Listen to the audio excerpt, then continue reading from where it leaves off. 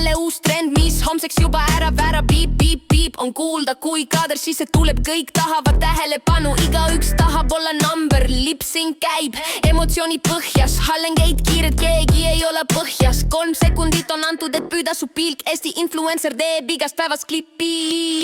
Kiirtee 0-st miljonini kibun lendama, kõik see pask on meelelahutus, mis pane näitama. Vaata mind, for you lehel säran hommikul veel tavaline, õhtuks kogu maailm teab, mis teen.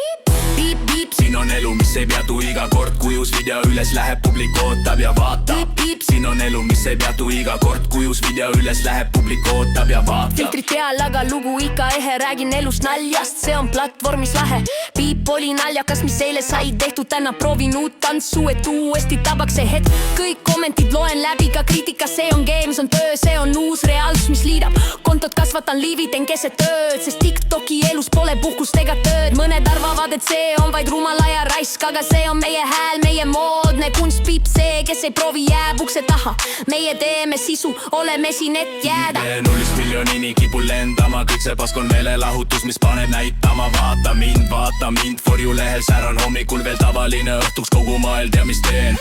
Piip, piip, siin on elu, mis ei peatu iga kord, kui uus video üles läheb, publik ootab ja vaatab. Piip, piip, siin on elu, mis ei peatu iga kord, kui uus video üles läheb, publik ootab ja vaatab.